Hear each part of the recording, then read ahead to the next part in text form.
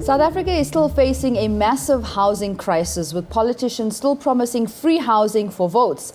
Many feel the reality is that it is becoming increasingly challenging to realize the free housing vision in its entirety.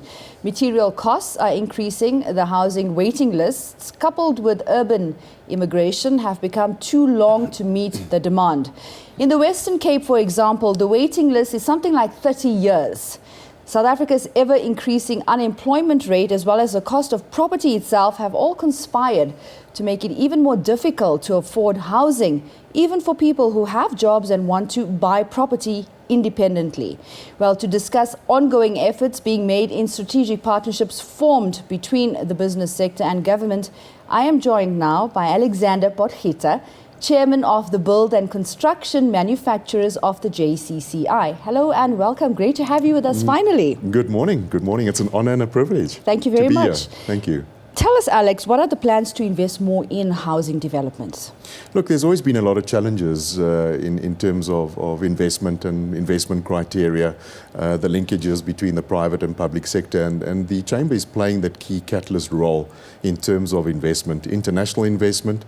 We work with the private sector ongoing. So there are budgets available, and it's really just bringing the public and private sector together to unlock those budgets, to further invest in the township economies.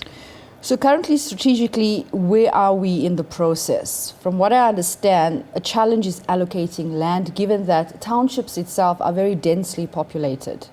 They are very densely populated, but between the Johannesburg Property Company and the Department of Public Works, we are working very closely with them to unlock land to enter into a stakeholder engagement, or what we used to call public-private partnerships, where we would look at land that will be made available and the private sector would invest and participate to develop standardized housing in South Africa. So that's the model we're working toward. Sure. Does it involve relocating citizens? Absolutely, absolutely.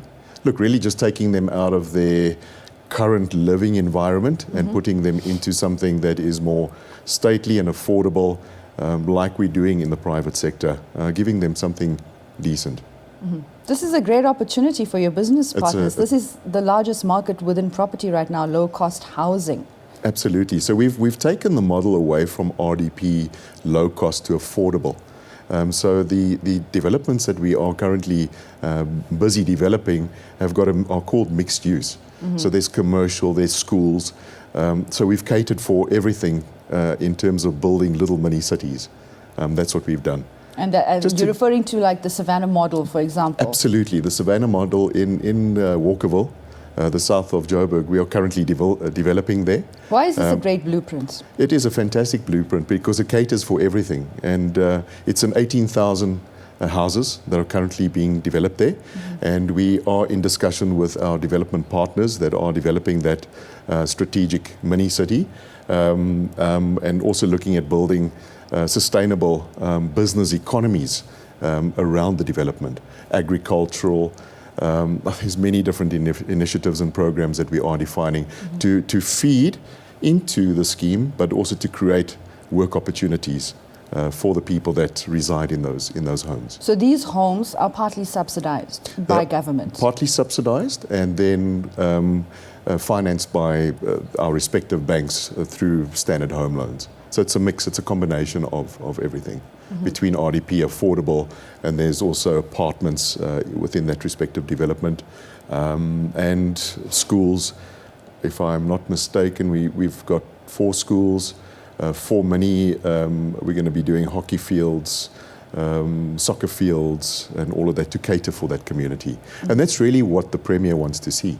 Sure. And that model speaks to the development of township economies. I think it's very interesting to note that the partners themselves are actually involved in developing entrepreneurs in these little economies that will come up as a result of these plans. Tell us more about that, and why is it so important to do so? Well, you know, the problem we found in a lot of housing developments, and no disrespect to developers, but we don't see an actual standard within the industry. So we come from a standardized type of background where our lead building construction manufacturers have been doing this for years. So we train communities in terms of installation and application of paint, plumbing, all those type of things through our building construction cluster that I chair. So I've been able to successfully bring the OEMs on board to supply product as a standard within these respective developments, but also to train the local communities because we are fully accredited across every single supplier and we've got a national footprint. And what inspired this vision, Alex?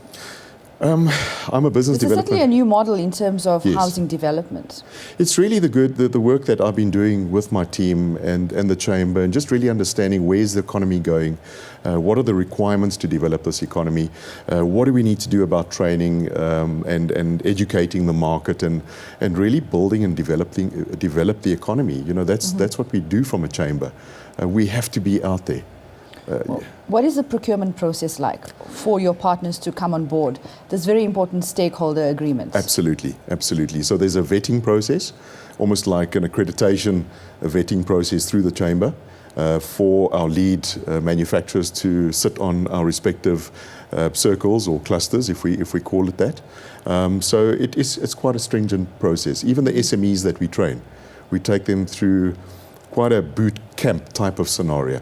Which really defines industry and standardizes industry, because we find that there's no real standard. There's a lot of agencies and business organizations and associations, but who's doing what? Sure. So from a business organization as the Chamber of Commerce, being a complement to all these associations, we're able to define our strategy and purpose to do what we're doing. Seems like you got the supply side covered. We do. But there are huge challenges on delivery. Absolutely. I mean, you holding a very prominent position within the JCCI, playing a pivotal role when it comes to developing housing. How is the challenge of getting through the waiting list and challenges around allegations of corruption being addressed to ensure efficient delivery to citizens?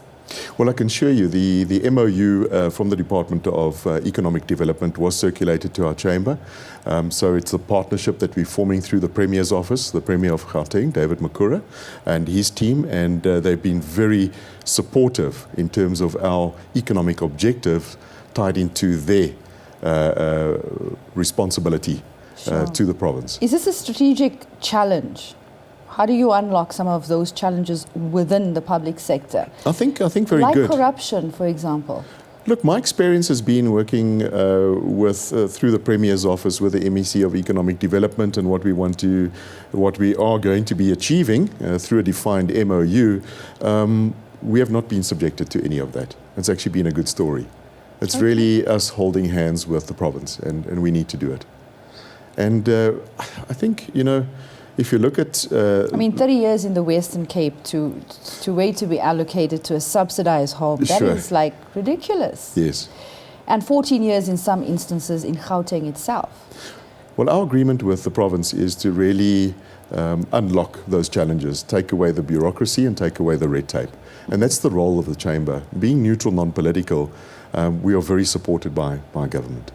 Okay, thank you so much for your time. It was lovely having you on the show today, Alex. It's only a pleasure. And again, it's a privilege and honor to be here. Thank you. Thank you.